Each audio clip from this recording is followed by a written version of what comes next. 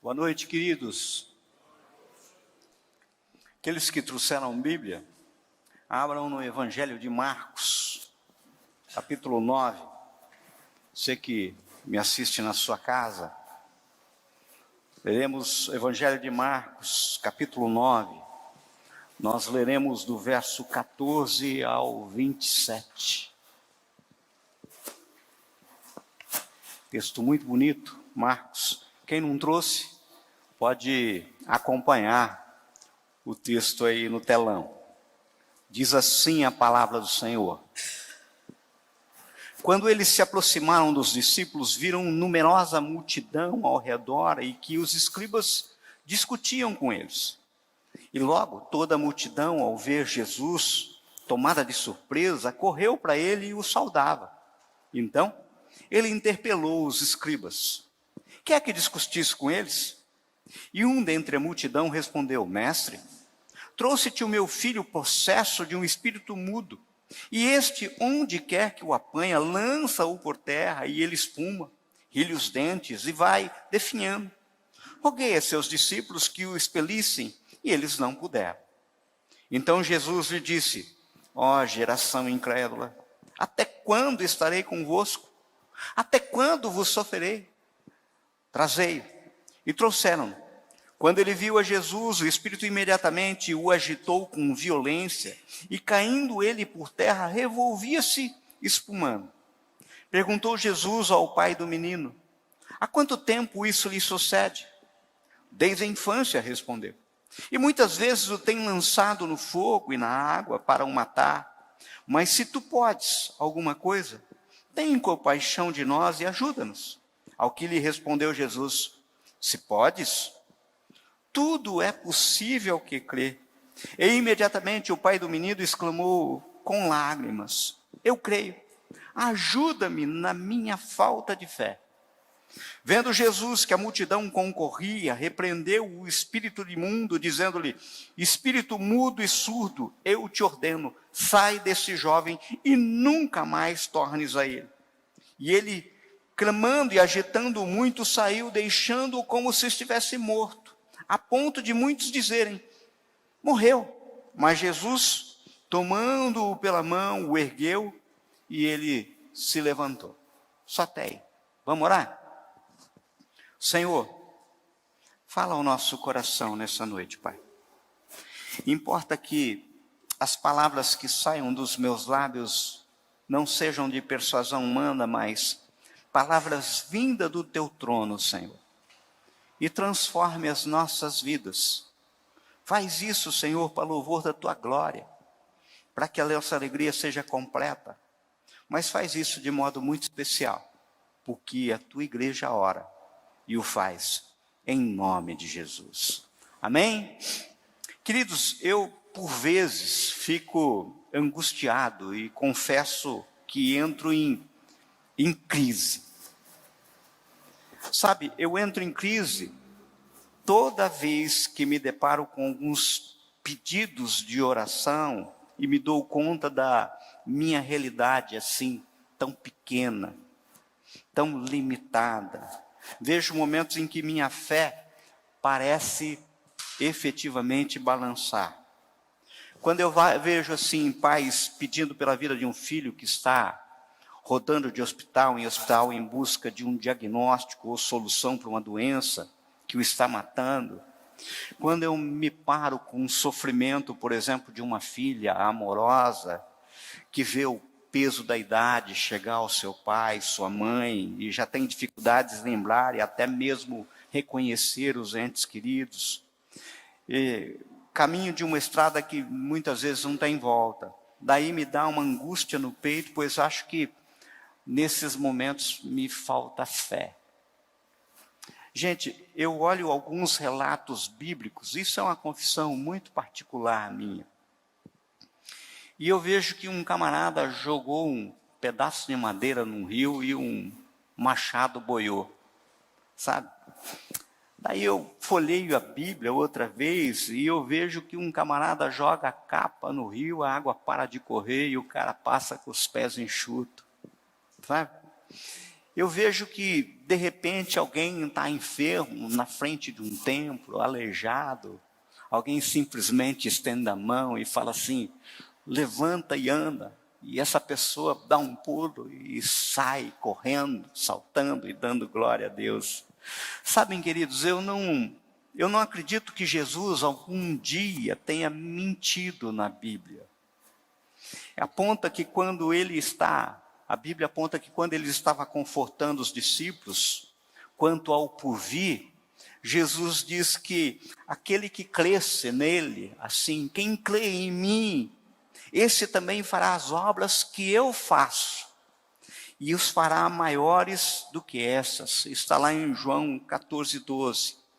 Eu vou confessar uma coisa para você, já aconteceu de muitas vezes eu orar, eu até acreditar, mas de fato assim, faltar confiança, sei lá. Daí fica aquela impressão de uma oração que não passou no teto, não chegou no teto, sabe? Sabe aquela oração que parece que não valeu, que não convenceu nem a mim mesmo que orou, sabe? Você acredita, mas não acredita, mas não confia. Isso só aconteceu comigo, só acontece comigo ou acontece com mais alguém aqui? Eu não sei, de vez em quando eu fico achando, parece que isso só acontece comigo, sabe? Quantas vezes não conseguimos respostas para saber o porquê tudo está acontecendo, porque nada que estamos tentando está dando certo, e daí a gente entra em crise. Eu sou assim, eu não sou super-herói da fé não, de vez em quando eu entro em crise. Pensando sobre o que trazer para a igreja hoje, no meio desse turbilhão de pensamentos, mas sempre muito certo da minha insignificância, o Senhor me levou a lembrar desse texto que nós lemos. E é interessante, e eu quero destacar, que esse texto nos mostra que Jesus nos ajuda, mesmo quando temos dificuldade para crer. Sabe? Quando existem tantas coisas acontecendo, nosso coração está batido, ele se importa com a gente e ele intervém. E é exatamente isso que acontece. O texto nos mostra que tem um pai aflito, ele leva o filho na presença, na esperança de algo extraordinário aconteça com os discípulos de Jesus. O mestre não estava lá, pois ele tinha ido ao monte orar. O texto imediatamente anterior nos aponta que ele tinha saído com Pedro, João e Tiago, subido ao monte da transfiguração. Acredito que aquele pai procurava Jesus, os discípulos oravam, repreendiam os demônios, mas nada acontecia. A multidão começa a aglomerar e os escribas fariseus começam a discutir, como a perguntar: o que você veio fazer aqui? Começa a confusão e nesse momento Jesus chega. Jesus, de imediato, ao presenciar aquela cena, pergunta em outras palavras: o que está acontecendo aqui? O que vocês estão discutindo? Daí aquele pai dirige-se a Jesus e fala: mestre, eu trouxe de meu filho o processo de um espírito mudo, e este, onde quer que o apanhe, lança-o por terra, ele espuma, rilha os dentes e vai definhando. Roguei a seus discípulos que expelissem, e eles não puderam. Em suma, a situação é essa: eu trouxe meus filhos, mas os discípulos não deram conta não deu certo. Eu fico imaginando uma cena dessa aqui e agora.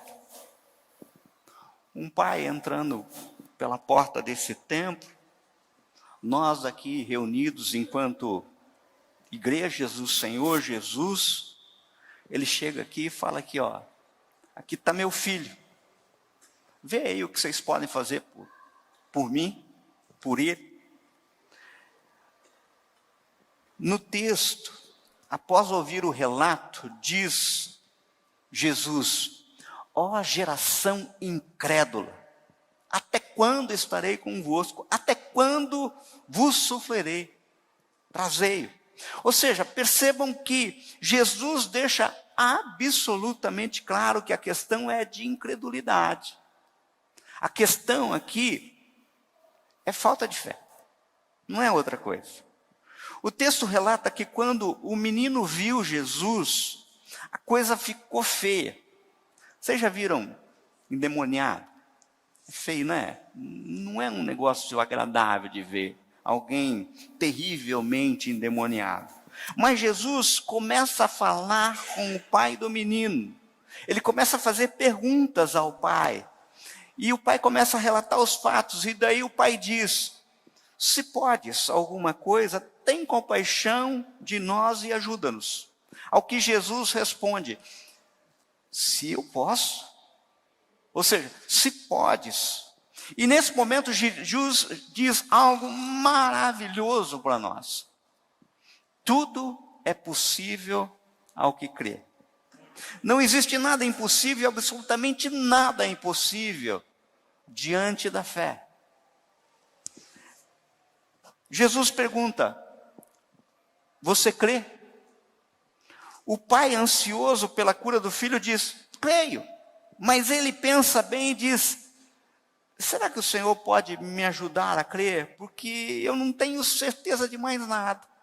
Sabe, diante dessa sinceridade desse homem que crê, mas não crê, pois não sabia mais o que fazer, Jesus realiza o milagre. Veja, quando eu olho para esse texto, ao mesmo tempo que me coloco no lugar daqueles discípulos que nada puderam fazer para o rapaz, e me sinto assim, como relatei hoje, incapaz, pequeno, diminuto. Ou seja, vamos ser sinceros, tem hora que eu me sinto um zero à esquerda. Eu descubro maneiras que Jesus usa para nos ajudar a crer. Como Ele trabalha o nosso coração em meio às lutas. Como Ele trabalha o nosso coração em meio aos problemas, dificuldades, para tocar a nossa alma e nos ensinar como Ele nos ama de todo o coração. E é justamente isso que eu quero falar para vocês essa noite. O que Jesus quer nos falar? A primeira coisa que aprendemos com esse texto a respeito da maneira como Jesus trabalha é que Ele olhou para aquele homem, Ele olhou para aquele pai como um aflito que precisa de socorro, um aflito que precisa de amor, um aflito que precisava de um toque de graça. Vejam, os escribas e fariseus, eles discutiam. Não é difícil a gente imaginar que o que eles discutiam era religião. Quando aquele homem buscava, não religião, ele buscava esperança. Sabe?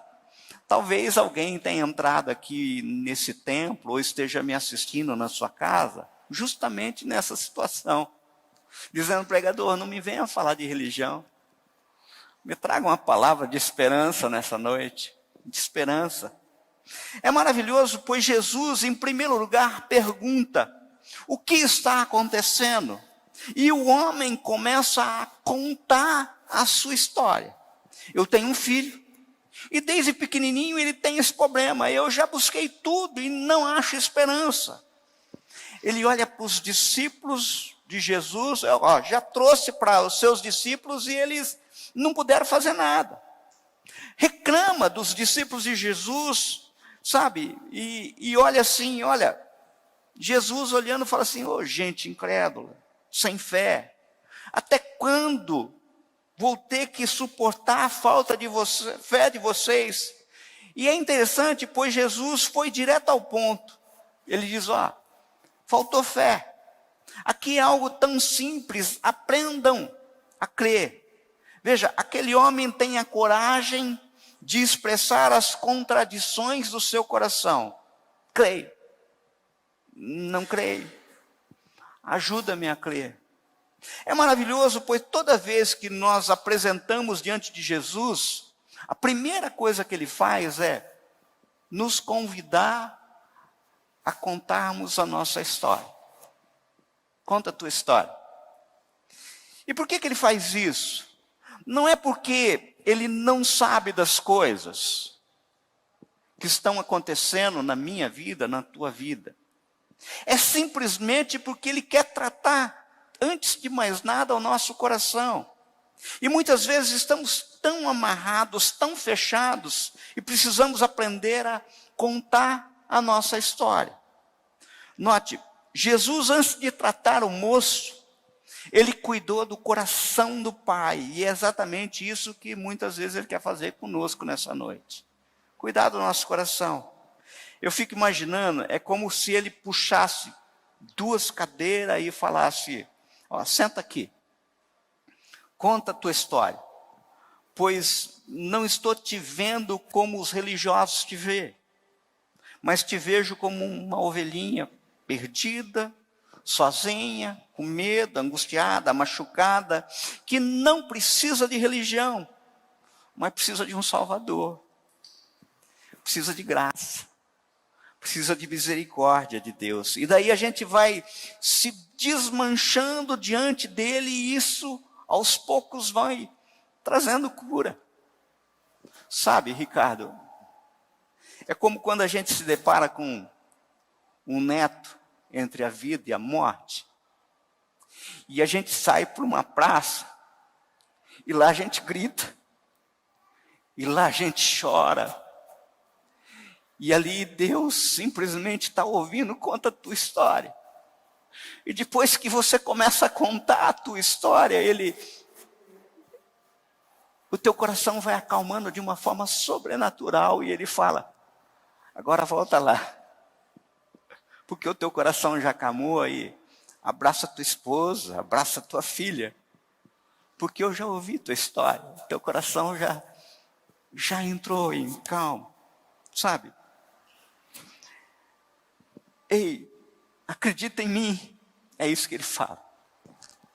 Sabe, tem horas que parece que não tem mais jeito e que ninguém se importa, mas Jesus diz assim, eu me importo. E nessa hora podemos colocar nossas contradições da alma. Ah, Senhor, tem horas que eu creio, tem horas que eu não creio, tem horas que eu quero, tem horas que eu não sei se quero. Entenda, meu amado, minha amada, Jesus é o único que pode tratar a nossa alma, inclusive nas nossas contradições. A Ana, ela marca muitas vezes algumas visitas para mim, sabe? Ela sempre faz isso. Eu estou lembrando aqui agora, uma vez ela marcou uma visita e ela sempre fala assim, não vai sozinho, procura alguém. Sobra para o Ricardo, né? Daí eu passo no Ricardo e falo assim, ó, tem uma visita para fazer. O que é que tem? Aconteceu? Não sei. Eu só sei o nome e o endereço. Daí no meio do caminho, com o carro ainda funcionando, o Ricardo ora. Senhor, vá adiante de nós, Senhor. A gente para o carro na frente da casa, bate palma. Sai uma pessoa muitas vezes meio ressabiada, meio temerosa.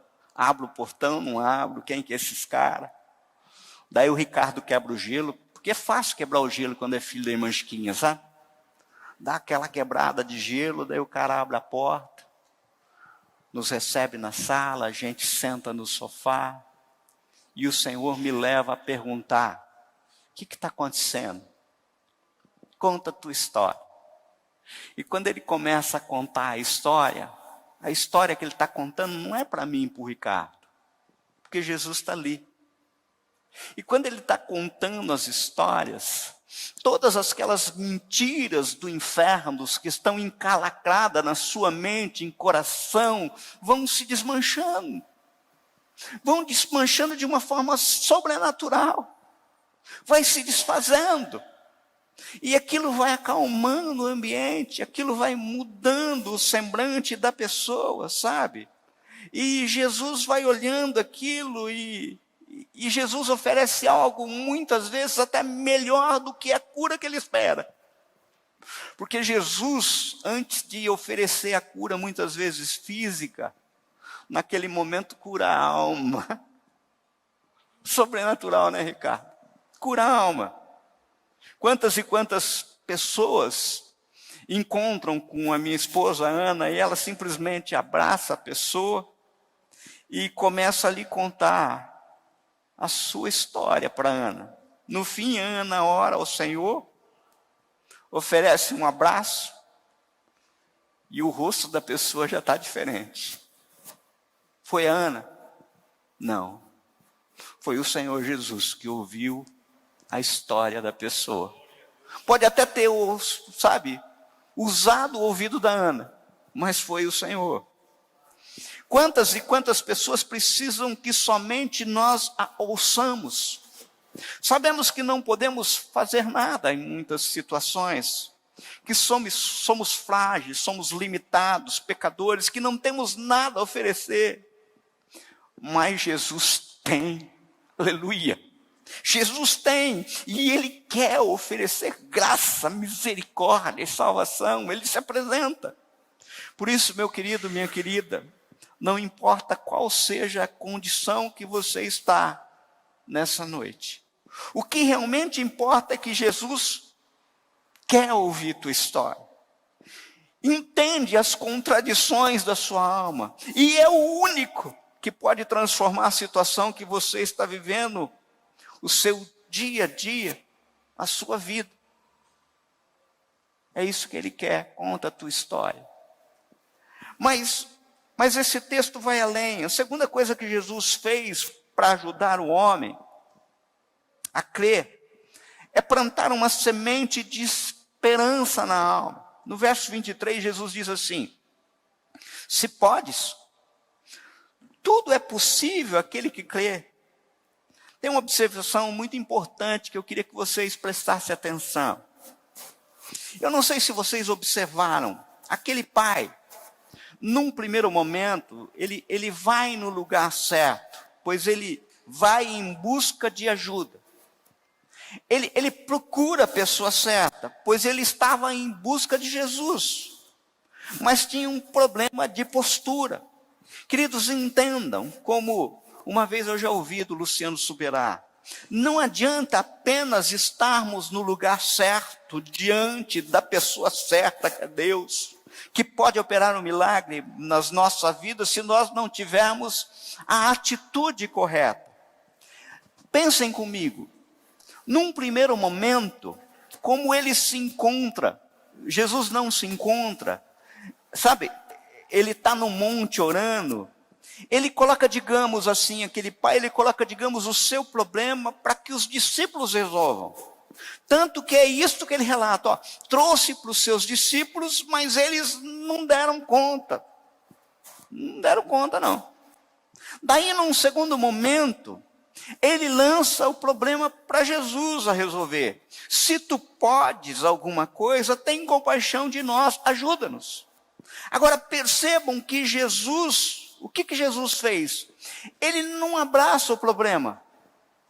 Num primeiro momento ele devolve o problema para o Pai.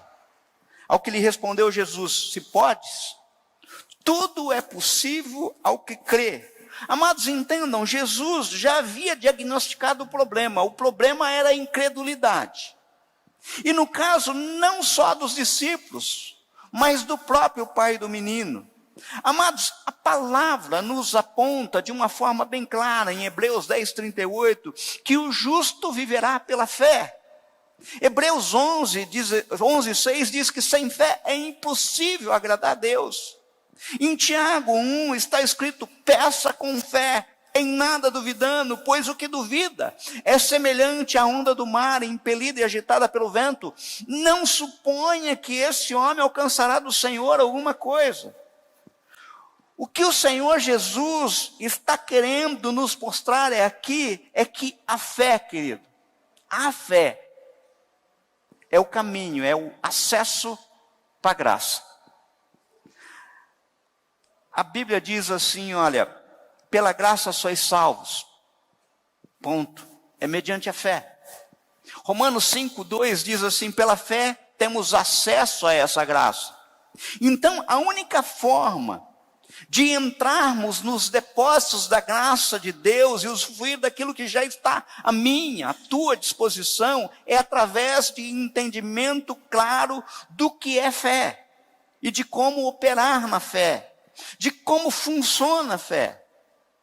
Quando Jesus chama aquela geração de geração incrédula, existe um ponto-chave aqui. Ele diz, ó geração incrédula, ele diz, até quando vos sofrerei, até quando estarei convosco? Eu creio que esse desabafo de Jesus é mais ou menos assim, durante quanto tempo a atitude de vocês vai continuar se repetindo? Incredulidade.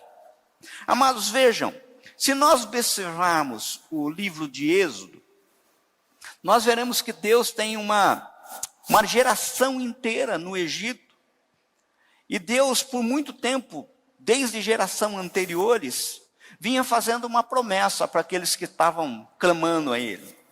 Eu vou levar vocês para uma terra que emana leite e mel, promessa do Senhor. Canaã era chamada da terra prometida. Vocês conhecem a história. O faraó, após todas as pragas, ele cede. Mas quando o povo está a caminho, parece que ele se arrepende e manda o seu exército no encalço. Então a cena é essa. O exército do faraó no encalço, colinas e colinas, uma cadeia de montanhas dos lados, e na frente o mar, sabe? Montanhas intransponíveis e o mar. Agora, quando chegamos em Êxodo 14, 15, 16, nós vemos que naquele momento, Deus fala a Moisés, por que clamas a mim? Diga aos filhos de Israel que marche. Deus estava dizendo, está orando por quê, Deus? É hora de você usar aquilo que eu já te dei. Eu já falei. Simplesmente exercite. Sabe? Debaixo da minha palavra, para de orar a respeito e faça alguma coisa. Há momentos, queridos, isso me mostra que nós precisamos entender que Deus vai devolver o problema para nossas mãos e dizer, aí é com você, não é só comigo. Sabe? Quantas e quantas vezes nós já temos a resposta do Senhor e simplesmente a gente fica perguntando, mas para! Eu já dei a resposta. Eu já aconteceu de orar por pessoas e falar assim, ó, é a última vez que eu oro por isso, hein? Não oro mais. O Eliseu já está olhando torto. Né? Não oro mais, hein? É a última vez, hein? Por quê? Porque o Senhor já respondeu. Para! Sabe?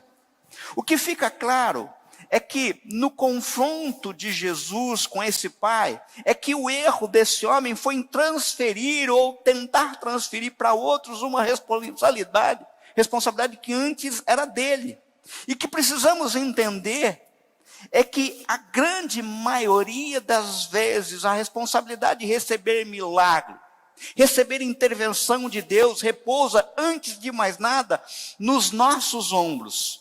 Temos a responsabilidade de crer. A responsabilidade de crer não é do outro, é nossa. Nós temos a responsabilidade de crer. Na cabeça daquele pai, a coisa funcionava mais ou menos assim. Joguei para os seus discípulos e eles não deram conta. Agora eu estou jogando para você. Resolve aí, Jesus. Observem que Jesus devolve de volta para o Pai e diz, a possibilidade não está sobre os discípulos, a possibilidade não está sobre mim. Ele diz, tudo é possível ao que crê. Sabe qual o grande problema e que por vezes a nossa fé é tão pequena? É que nós não damos o passo. Nós esperamos o mar abrir para depois dar o passo. E eu fico imaginando que a cena exatamente é o seguinte, quando o povo ergueu o pé, o mar abriu. Enquanto o povo não ergueu o pé, o mar não se abriu. Sabe? Por isso acredito que devemos aprender com esse pai, pois como diz o texto, ele diz chorando, eu creio, ajuda-me na minha falta de fé. Em outras palavras, eu creio, mas o meu crer é pouco. Por isso me ajuda. E daí a terceira coisa que me chama a atenção, com base nisso, nesse texto, é que Jesus, além de não desprezar as lágrimas de um coração aflito, ele ainda supre a nossa pequena fé. O verso 24 nos aponta que imediatamente o pai do menino exclamou com lágrimas: eu creio, ajuda-me a minha falta de fé. É interessante ver num primeiro momento como as lágrimas sinceras são capazes de mover o coração de Deus. Entenda, Deus é bom, Ele se importa com as minhas lágrimas, Ele se importa com as suas lágrimas, sabe? Tem algo mágico, lágrimas sinceras movem o coração de Deus. E aquele que dirigia-se a Jesus com lágrimas, recebe isso. As lágrimas que você está chorando no meio da dor, não é algo insignificante para o Senhor.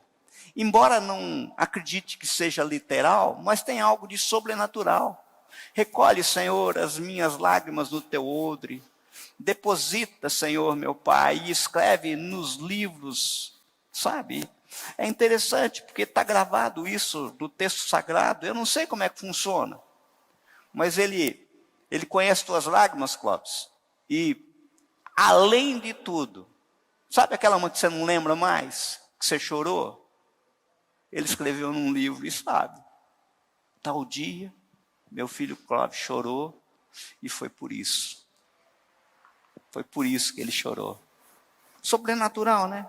Agora observem, queridos, esta mesma passagem, quando retratada no Evangelho de Mateus 17, quando os discípulos perguntam para Jesus o porquê não conseguiram ajudar o menino, por que nós não conseguimos expulsar os demônios?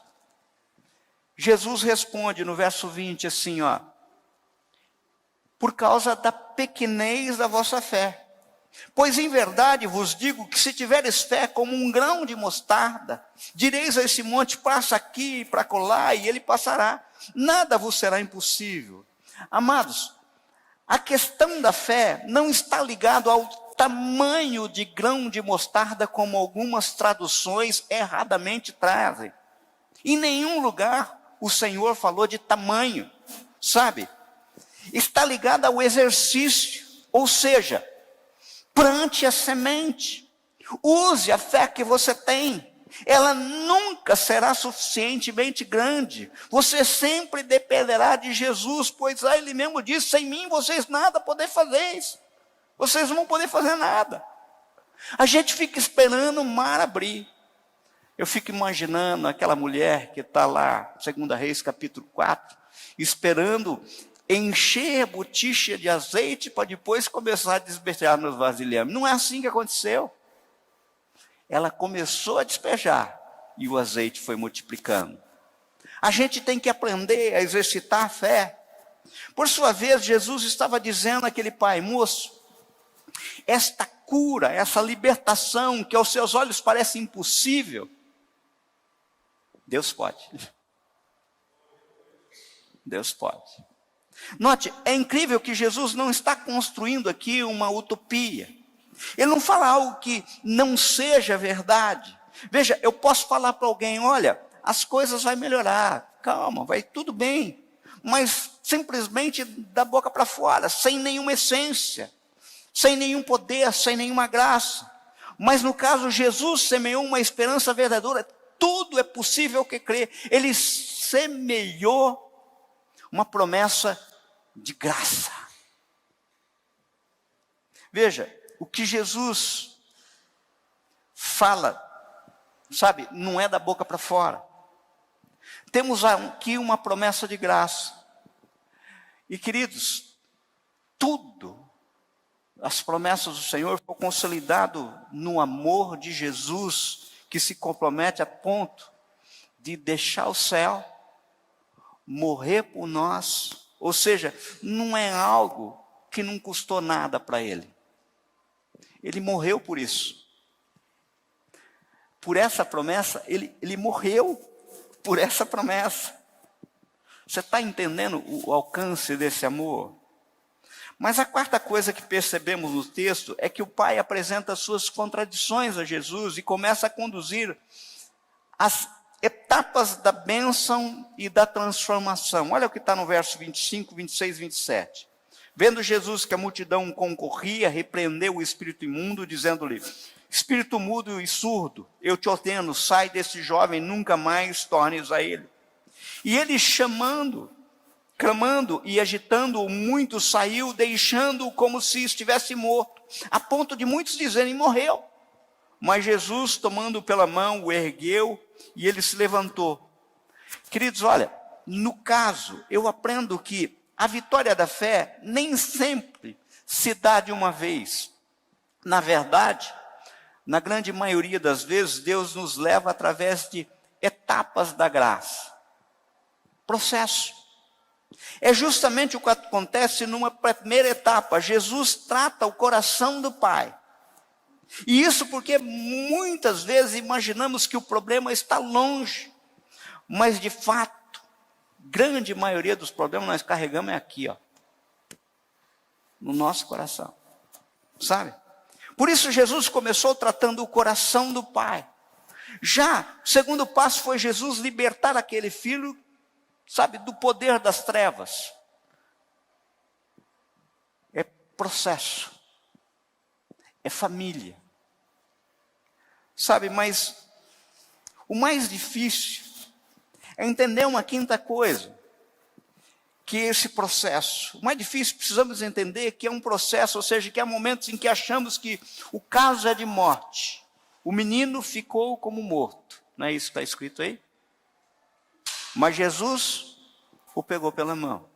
Ou seja, você pode ter vindo até Jesus e iniciou o estabelecimento de esperança, construção da fé, mas hoje o que você está sentindo é o seguinte: parece que quando eu comecei a orar e vim para essa igreja, a coisa ficou pior. Porque antes eu estava só endemoniado, agora estou morto.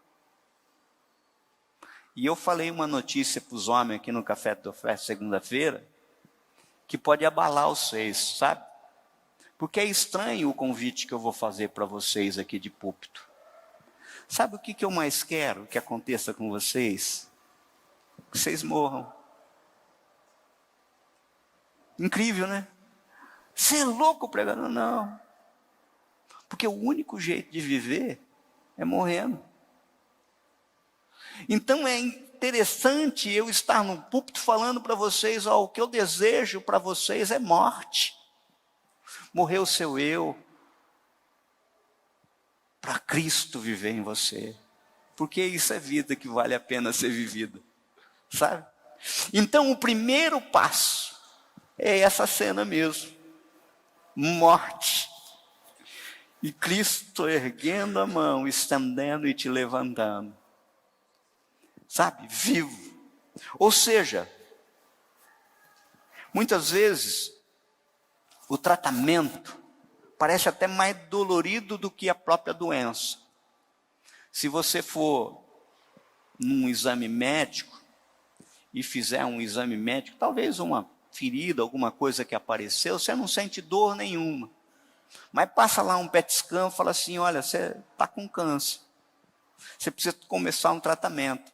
Rapaz, tratamento de câncer, muitas vezes cirurgia, quimioterapia, isso é dolorido. Eu não tinha dor nenhuma, mas agora essa dor. Só que aquilo que não doía te matava. E essa dor te sara, te cura. É isso que o Senhor Jesus muitas vezes quer de nós. Sabe? Cura. Você pode estar aqui hoje como morto. Deus começou uma obra em sua vida, mas agora parece que a coisa ficou mais grave. Sabe? Parece que as coisas não deu jeito, mais difícil. A esperança muitas vezes parece que sumiu.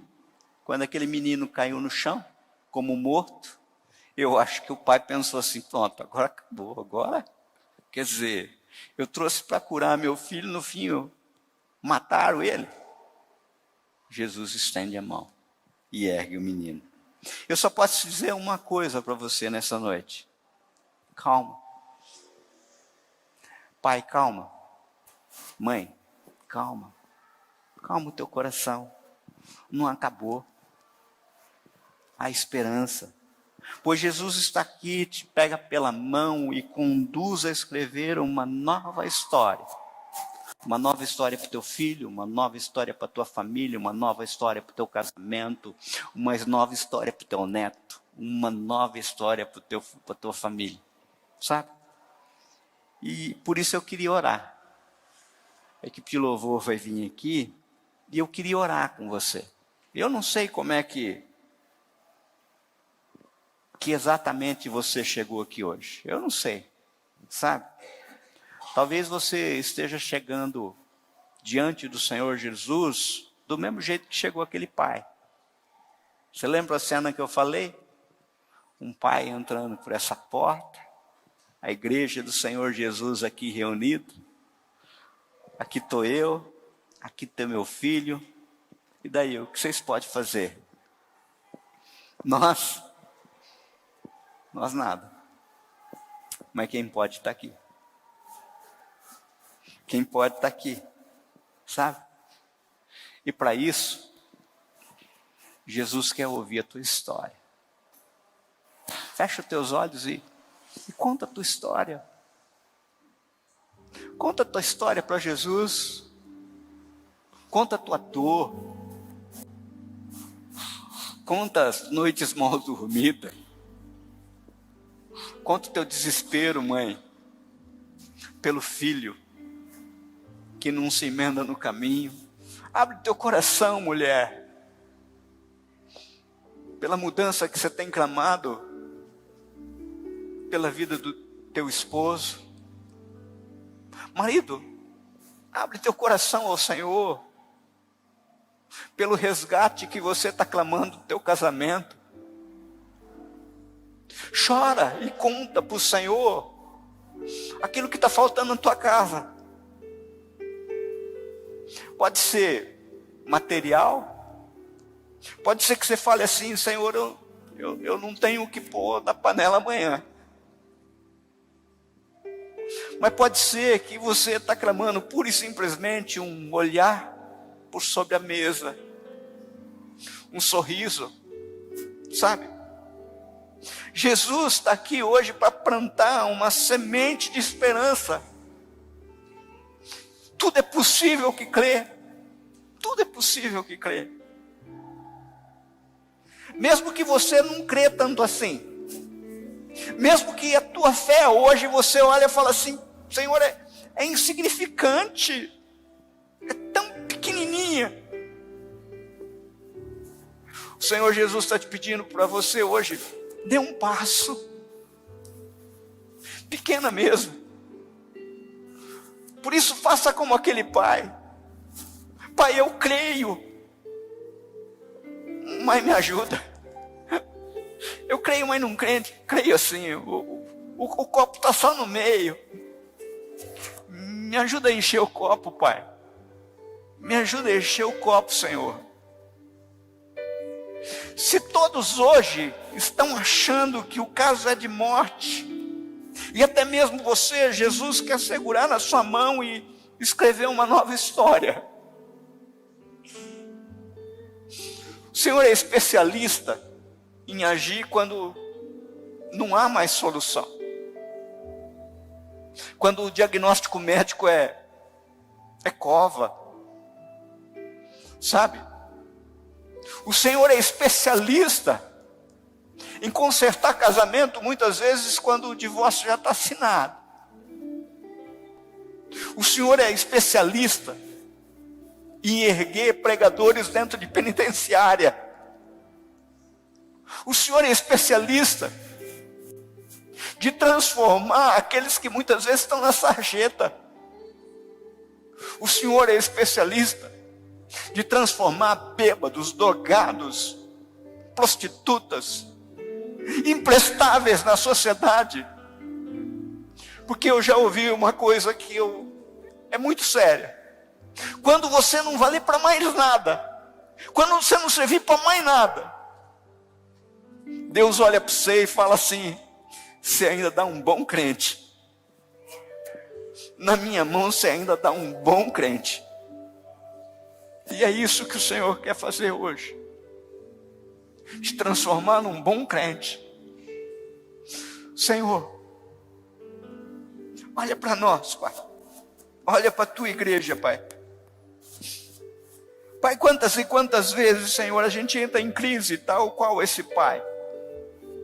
Quantas e quantas vezes a gente quis transferir responsabilidade. A gente quis transferir responsabilidade quando a incredulidade estava no nosso coração. Pai, que a gente tenha coragem desse pai de imediatamente gritar, eu creio, mesmo que a nossa fé seja pequenininha. Porque não tem a ver com tamanho. Porque ela nunca vai ser suficiente. Nós vamos sempre precisar do Senhor. O Senhor mesmo disse, sem mim nada podeis fazer. Por isso nós dizemos, Senhor, nós precisamos do Senhor. Visita minha casa, Pai. Visita meus filhos. Visita minha descendência. Visita meu trabalho. Visita minha escola. Visita meu casamento. Visita, Senhor, meu Pai. Visita, Senhor, e faz um milagre santo, Senhor, meu Pai. Faz um milagre santo. Transforma a exemplo, Senhor, meu Pai, do luto da casa de Jairo numa grande festa. O Senhor transforma velório em festa. Faz isso, Pai. Não porque mereçamos, mas porque nós, em lágrimas, a exemplo daquele pai, dizemos, eu acredito, nós acreditamos, embora a nossa fé seja pequena, nós acreditamos. Faz isso, Senhor. Nós oramos em nome de Jesus. Amém?